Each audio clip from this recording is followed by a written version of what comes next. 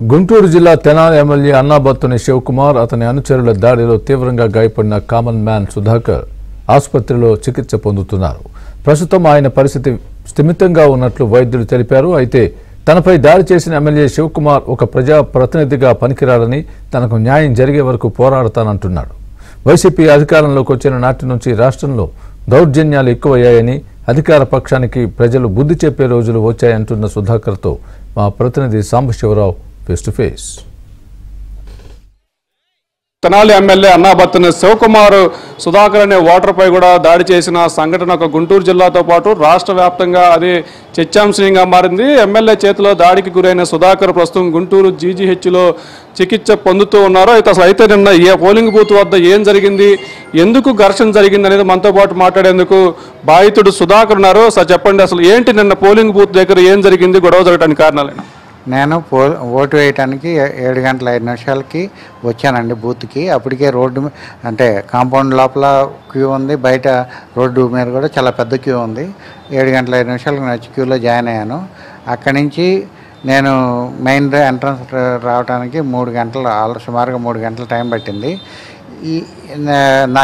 నాకంటే ముందు ఆ టైంలో ఒక 10 మంది నా ముందర ఉన్నారు మెయిన్ డోర్ దగ్గర.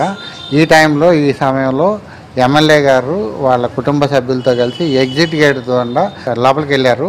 నేను అప్పుడు వాళ్ళ ఫాలోవర్స్తో అన్నాను, ఎవరైనా సరే ఓటు వేయడానికి వచ్చినప్పుడు క్యూ లైన్లోనే వచ్చి ఓటు వేయాలి, అట్లా ఎగ్జిట్ డోర్ ద్వారా వెళ్ళటం పద్ధతి కాదు అన్నాను. వాళ్ళు దానికి అంటే దూషించారు నన్ను. తర్వాత నేను అంటే వాళ్ళనేం అనలేదు, కానీ ఎమ్మెల్యే గారు బయటకు వచ్చి వాళ్ళ ఫ్యామిలీ వెళ్ళి ఆ ఫాలోవర్స్ చెప్పిన మాటలు విని నా మీద దౌర్జన్యం కొట్టారు. తర్వాత నేను కూడా ఒక దెబ్బ వేయడం జరిగింది. ఆ దెబ్బతో పాటు వాళ్ళందరూ ఫాలోవర్స్ అందరూ నన్ను చేతులతో కాళ్ళతో మొత్తం నా రక్తంతో కూడా గాయాల దాకా కొట్టి హింసించడం జరిగింది. అప్పుడు పోలీసులు వచ్చి సెపరేట్ చేసి ఇంకా వెళ్దాం పదండి, మీరు ఓటు వేయకపోయినా ఇప్పుడు ఇక్కడి నుంచి వద్దు, బయటికి వెళ్దాం పదా అన్నారు.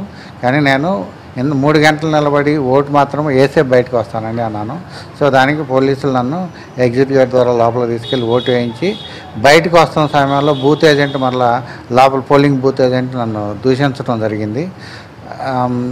తర్వాత బయటకు వచ్చే టైంలో మళ్ళీ ఫాలోవర్స్ ఆ ఎగ్జిట్ గేట్ గుండా లోపలికి వచ్చి నన్ను కొట్టడానికి ప్రయత్నించారు. మేము కొంచెం డోర్ క్లోజ్ చేసేసి సిఐ గారితో ఒకటే చెప్పానండి, ఏమండి బయట చాలామంది ఉన్నారు, నన్ను కొట్టడానికి మళ్ళీ రెడీ అవుతున్నారు, సో మీరు ఫుల్ ప్రొటెక్షన్ ఉన్నప్పుడే నన్ను బయటికి తీసుకెళ్ళను, అంతా సేఫ్గా ఉంటుంది. ఆయన ప్రొటెక్షన్ అరేంజ్ చేసుకుని అప్పుడు నన్ను బయటికి తీసుకొచ్చి జీపులో ఎక్కించారు. ఇదంతా అయితే ఎమ్మెల్యే నాకు వీడియో రిలీజ్ చేశాడు. మేము ఓటుకు వచ్చిన సందర్భంలో నా భార్యని అసభ్యంగా మాట్లాడారు, మా పార్టీని కులాల పేరుతో దూషించారు అన్నారు. అది ఎంతవరకు వాస్తవం? అవన్నీ పూర్తిగా అవాస్తవాలండి. నాకంటే ముందల నేను అసలు ఈ 3 గంటల సమయంలో నేనేమి చేశాను, ఎల్డర్స్కి ఏం చేశాను, లేకపోతే ప్రెగ్నెంట్ ఉమెన్కి ఏం చేశాను, లేకపోతే ఫిజికల్లీ హ్యాండిక్యాప్డ్ పీపుల్కి ఏం చేశాను, క్యూలో నిలబడిన వాళ్ళందరికీ తెలుస్తూనే ఉంది. ఆయన అన్న మాటలు నేను దూషించాను, వాళ్ళనన్నాను వీళ్ళన్నాను అంటే ఎవరు కూడా నన్ను 3 గంటలు క్యూలో నిలబడినవరు బయటికి పంపించేస్తారు పోలీసులు. మరి నేను 3 గంటలు క్యూలో ఉన్నానంటే నేను అటువంటి పనులు చేస్తే ఉండనివ్వరు కదా. సో అవన్నీ అవాస్తవాలు. అంటే వాళ్ళ యొక్క పొగర్రుతో నన్ను కొట్టడం జరిగింది. సో అంతకుమించి నేను చెప్పగలను. అంతిమంగా ఇప్పుడు అందరూ ఓటు హక్కు వినియోగించుకోవాలంటే గ్రామ స్థాయి నుంచి దేశవ్యాప్తంగా అధికారులు రాజ్యాంగ వ్యవస్థలన్నీ పిలుపునిస్తున్నాయి. ఓటు వేయడానికి వచ్చిన ప్రజల్ని ఇట్లా ఎమ్మెల్యేనే దాడి చేయటాన్ని ఎలా చూస్తారు?